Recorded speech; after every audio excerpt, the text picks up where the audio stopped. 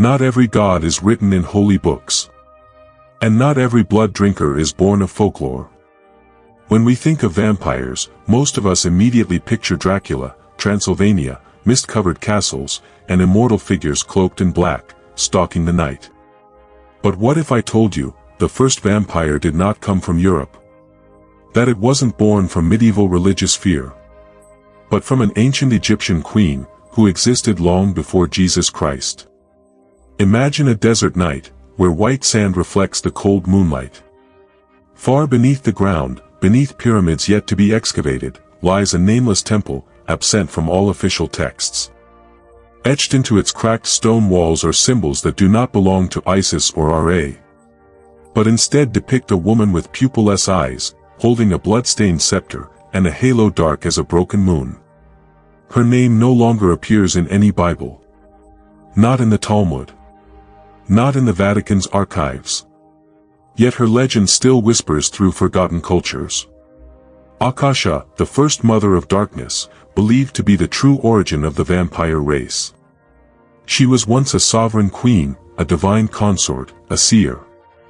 And in the end, an immortal creature, not by curse, but because absolute silence had swallowed her soul. Why did history erase Akasha? What made the post-biblical authorities seal every document that dared mention her name? And was this an accidental forgetting, or a deliberate conspiracy to erase a legend so powerful that even the gods feared her? Today, we will dig beneath the sands of history, open a door sealed for thousands of years, and pursue the truth behind a mystery never officially acknowledged. Who was Akasha? A forgotten goddess? The first vampire in human history? Or a fabricated figure, meant to distract us from something even more terrifying? Part 1, The Nameless Records. In an old library in Cairo, preserved by a monastic order that disappeared in the 15th century, a decaying papyrus scroll was discovered. Though fragile, several lines of rare script remained legible, written in a pre-hieroglyphic language that has never been fully deciphered. There was no author. No date. No royal seal. Only a single symbol repeated throughout. Blood does not come from life. It is the darkness that moves beneath the flesh. That passage has been referred to by modern scholars as the Nameless Codex. No one knows exactly which period it originated from. But the scroll describes a female entity wearing a red crown, not called a pharaoh, nor a goddess, but referred to as the one who has never died. Ancient Egyptian records were notoriously precise. They meticulously listed pharaohs, priesthood lineages, and deities worshipped in each dynasty. Yet between the 3rd and 4th dynasties, there is a strange gap lasting nearly 70 years. A period during which no inscriptions have been found. No genealogies recorded. And no new temples constructed. Archaeologists call this the Kemet silence. Locals have an even colder name for it. The era of the Faceless One. According to a note in the 1922 journal of French explorer Étienne Duval, he was led to an underground cave west of the Nile River. There, he found a massive engraving depicting a woman standing among a crowd of people bowing in submission. Her eyes had no whites. Behind her head was a circle of blood. And at her feet, hastily carved and almost completely erased, was the inscription: Akasha, she who devours the night and returns the soul in a form that never decays. Why is Akasha never mentioned in official history? There are two possibilities. First, she never truly existed, merely a product of inherited imagination. Second, she did exist, but was deliberately erased from all official records. Consider this: every civilization has white spaces in its history, periods no one dares to mention, and none dared to document. In Rome, it was the era of lost popes. In China, it was the unrecorded years of the Han dynasty. And in Egypt, it was the era of Akasha. So perhaps, history didn't forget her. It was forced to forget.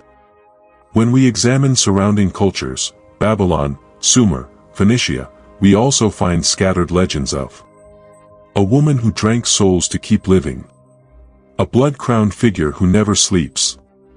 And a fallen goddess exiled from the sacred lists by the gods. None of them mention a name. All remain silent on her origins. Yet the same symbols appear again and again, a red crescent moon, pupilless eyes, and claw-like crescent nails.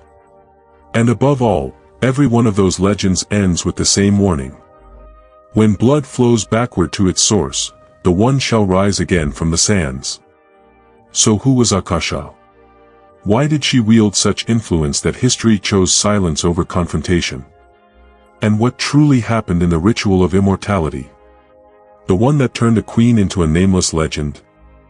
Part 2, Akasha, from Queen of Kemet to Creature of Silence. Official history never mentions her. But across scattered fragments of notes throughout the Middle East and North Africa, the name Akasha, or Akasha in ancient transliteration, is always accompanied by words like blood seal, queen of darkness, the wife without a tomb, or worse, the one who spoke to souls without using her mouth. According to supposedly leaked notes from a 14th century manuscript, Akasha was once the supreme queen of Kemet, living during a time when ancient Egypt had yet to develop a stable written language, an era now referred to as the Archetypal Age. Her husband, Enlil, was described as a mystical king who never died, but was also never buried. A rare Coptic text includes the line, "He did not enter Duat, the realm of the dead, nor did he return to Aru, the realm of the living. He is trapped between shattered stones and cold blood." No trace of Enlil's body has ever been found. But multiple relics depict Akasha standing alone, her eyes gazing into nothingness, beside her, the long shadow of someone no longer present. One of the most peculiar features of the Akasha engravings, she is never shown speaking. Her mouth is always closed.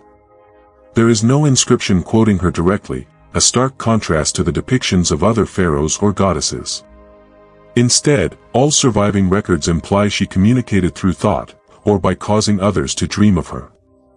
This has led modern scholars to associate her with a rare concept in Egyptian mythology. Yuban Riket, knowledge unspoken, transmitted only through vision. Did Akasha not need to speak? Or was she forbidden to speak, because her voice carried a curse? An old legend, written on goatskin in a 10th century Ethiopian monastery, recounts. Akasha did not seek immortality. She wanted to preserve the souls of the departed, her children, her soldiers, her betrayers, all of them. To achieve this, she conducted a forbidden ritual, known as the soul-binding ceremony. On the night of a total lunar eclipse, she summoned two twin witches, Maharet and Makar, referred to as the last to breathe the air of the old world. Initially, the witches refused. But Akasha, by virtue of her divine authority, commanded them, turning the offering into an order. And so, the ritual began. A stone pillar soaked in blood. A mirror reflecting a figure torn in half. The soul Aml, an unnamed entity from beyond the light, entered Akasha's body in silence. But something went wrong.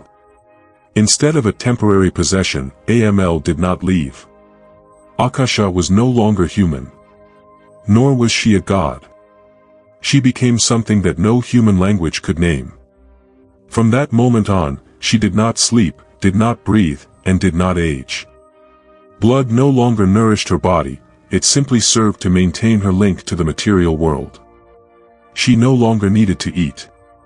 But she felt hunger. She no longer needed to love. But she craved touch. She no longer needed to kill. But blood found her lips every night. And thus, the first vampire legend was not told through words, but through blood stains under the moonlight.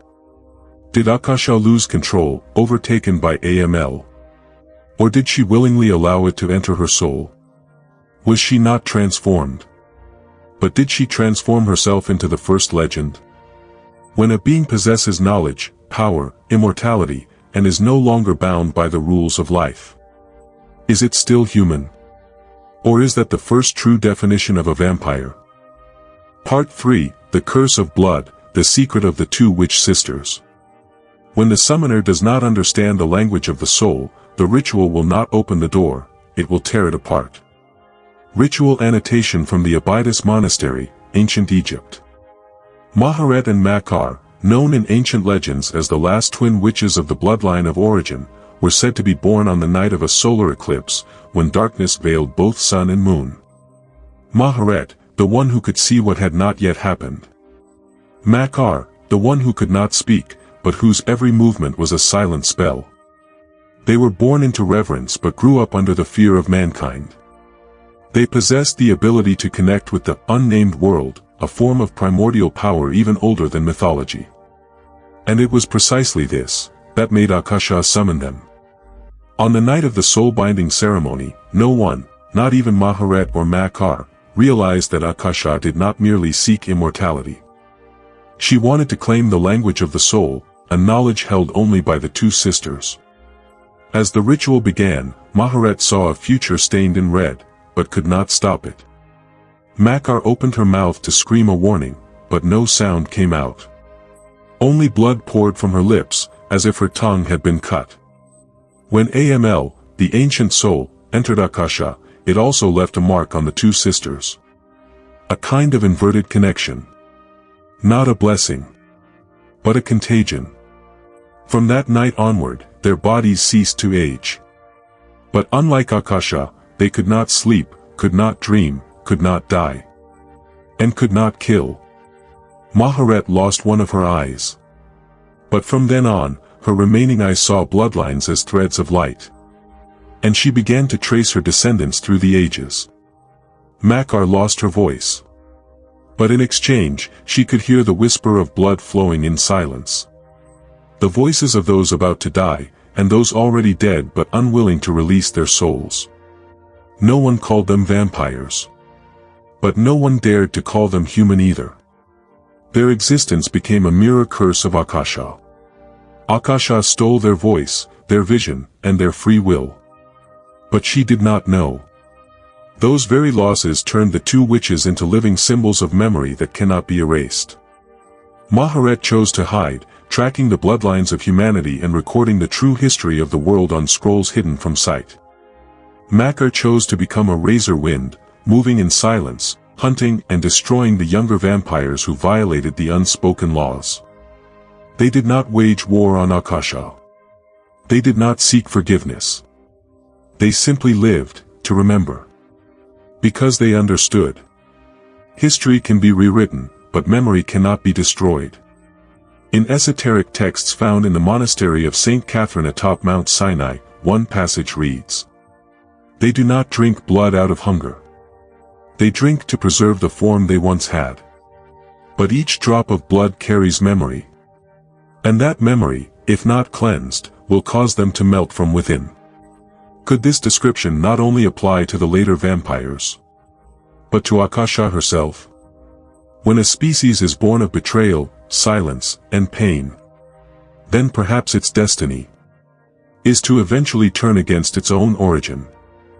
Part 4, Rebirth in Darkness, when wrath becomes legacy. Death does not end life. It only changes the shape of hunger. Inscription on an untraceable stone tablet, excavated at the Egypt-Sudan border, 1891. According to ancient records, after the failed ritual with Aml, Akasha vanished for a full century. No one knew where she was. No one saw her. No burial rites were ever performed. Legends claim she did not die. She sank into a timeless slumber beneath the earth, where stone and blood fused together, forming an unerasable blood seal. Some forbidden texts from the post-Hellenistic period mention that the Vatican once sealed an unnamed crypt beneath a monastery in Thebes, within it, a woman's body that showed no signs of decay, wrapped in a crust of fossilized blood. Shortly after, the entire monastery was consumed by a mysterious fire, its cause never identified. No one dared to speak her name. And like every legend buried too deep, she became a nameless fear. While Akasha slept, though not truly dead, she spread fragments of herself through those who had come into contact with the ritual. Those who unknowingly carried shards of the curse. No one became a vampire instantly. Instead, when a person suffered deeply, when their soul screamed in silence, they might begin to hear a voice within their blood. That voice was Akasha. She did not create vampires one by one.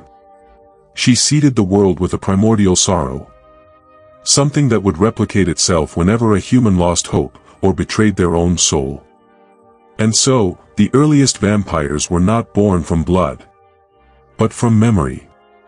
Unlike other lineages, the vampires of Akasha's myth did not form clans through genetics, but were connected by an invisible thread of inherited pain, isolation, silence, helplessness. They were not transformed by bites, but through the act of becoming nameless.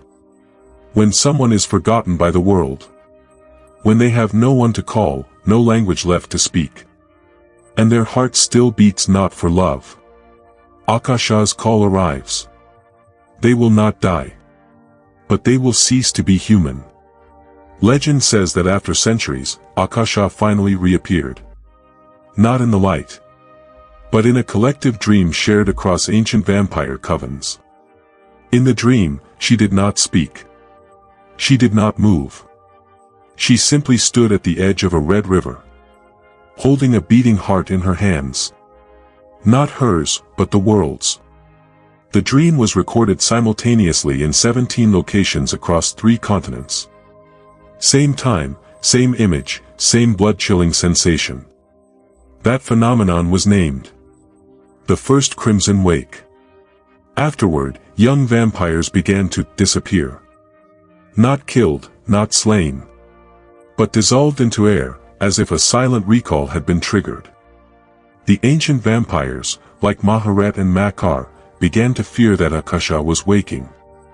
Not to rule, but to reclaim the soul fragments that had been torn from her. They did not fight. They did not flee. They began to record. Handwritten letters, scrolls, forbidden songs, scattered across the world like a final act of remembrance. Because they knew, if she returns as a goddess, we may bow. If she returns as a broken soul, we must be ready to face ourselves.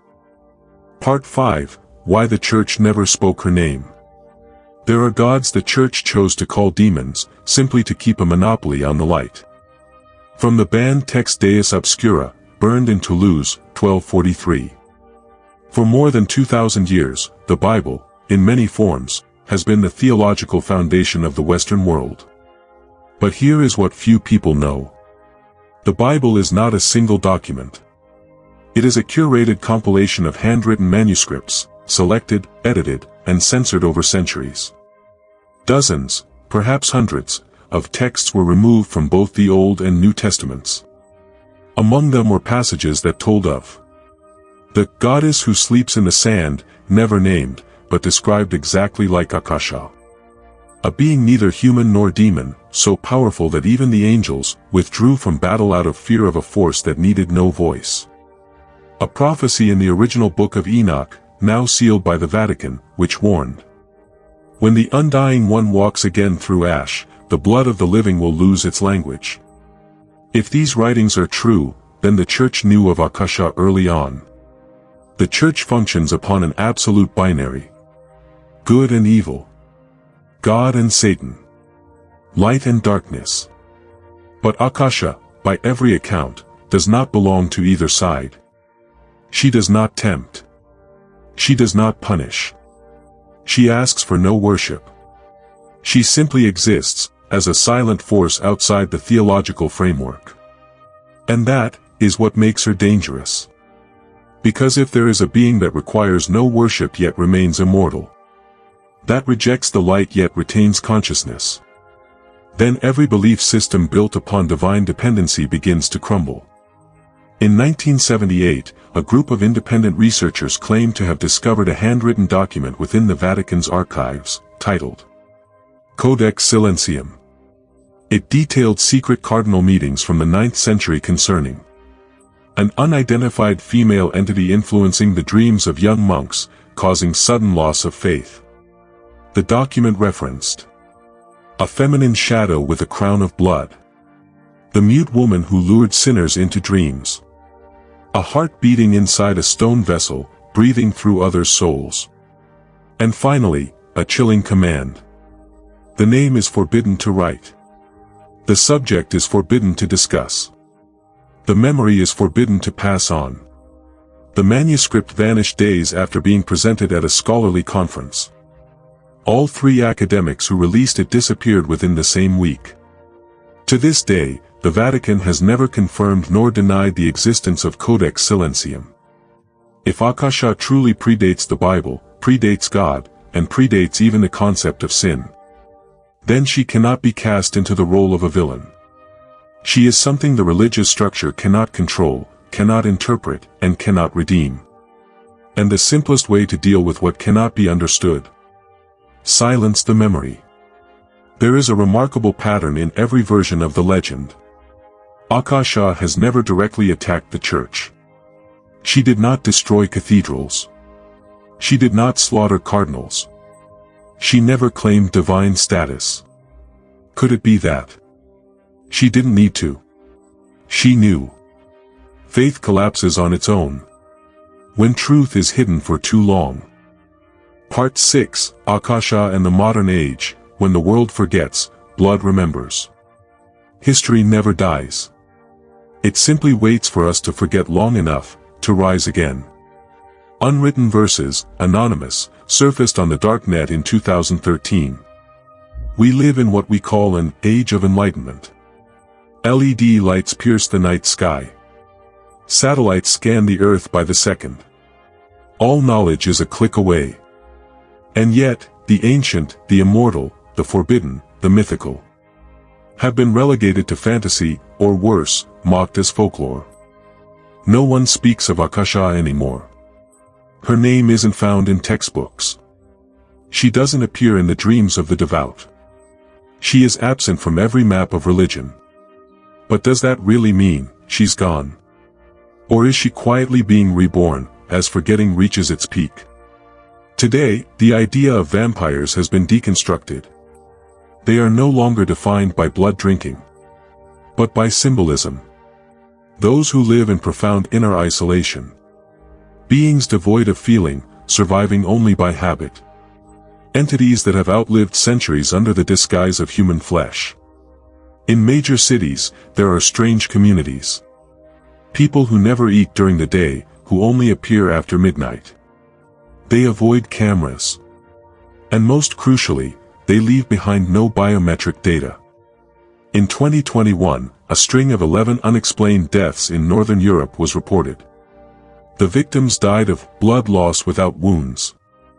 All were researchers of ancient religious history. Coincidence? Or a warning? A 2017 report from MIT recorded a bizarre anomaly. At several overlapping regions across Egypt, Ethiopia, and Turkey, GPS systems failed to function properly during lunar midnights.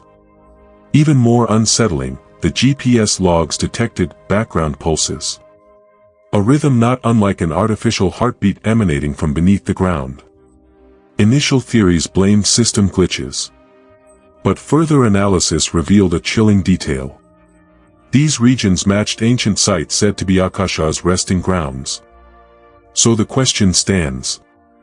If Akasha once walked this earth, and if she never truly died, then where is she now?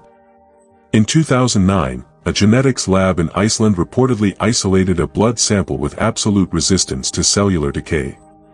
The cells remained alive after 180 days, something medically impossible. Even stranger, the DNA sequence contained no matches to any known human genetic database. Shortly after, the study was pulled from scientific journals. The lab was quietly shut down. And none of the researchers have been publicly active since 2010. The last document they sent out contained only a single line. She remembers through us. If the legends are true, then Akasha doesn't need to return in the flesh. She only needs someone, anyone, to reopen memory's door. And perhaps in an age where humanity has forgotten its ancestors, erased its history, and dismantled ancient symbols. Akasha does not rise to destroy. She rises to remember for us the truths we deliberately buried. You may have never dreamed of Akasha. But if you've ever felt something watching you in the mirror, though no form appeared, a story you've never read, yet somehow know, a moment of stillness so deep, it made your skin crawl, despite being alone, then perhaps her memory has already touched you. Part 7, The Scar of Silence. Some things aren't unwritten because they never existed, but because they were too real to be accepted. Anonymous handwritten note, archived in the Vatican Secret Library, Codex ID, ASIL.119. Across our entire journey, from ancient Egypt to forgotten monasteries, through sealed catacombs and into modern laboratories, one truth has remained unchanged. Akasha's name was never spoken aloud. She wasn't condemned. She wasn't deified. She wasn't acknowledged, but neither was she denied. She exists like a scar in history, always present, but covered by the skin of dominant ideologies. And if she truly was the first to bring the instinct of immortality into the world, then her scar doesn't rest on any map. It lies deep within the collective memory of humanity. Why do so many civilizations, from Sumer, Egypt, Babylon, to Eastern European folklore, depict the same archetype? An immortal woman, drenched in blood, cloaked in silence. Why are male gods meticulously recorded, named, glorified, mythologized, while ancient feminine icons are always associated with darkness, sorcery, or forbidden power? Because Akasha isn't just a creature. She is the memory of a dethroned power structure. She is the symbol of a woman who once stood beside the gods, but was erased from history by those who authored it. If we believe that Akasha is the ancestor of all vampires, then we must also understand this species was never born to kill.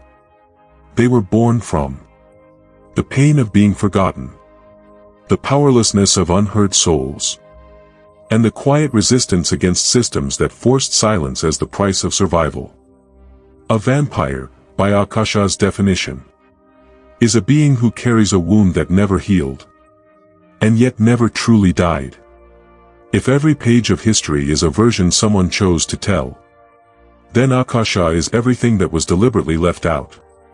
If mythology is a map drawn in light, then she is the terrain no one dares to illuminate.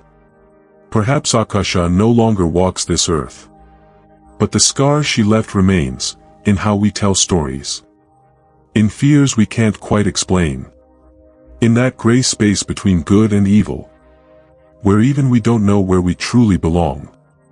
She will not return with armies. She doesn't need spells. She won't declare anything.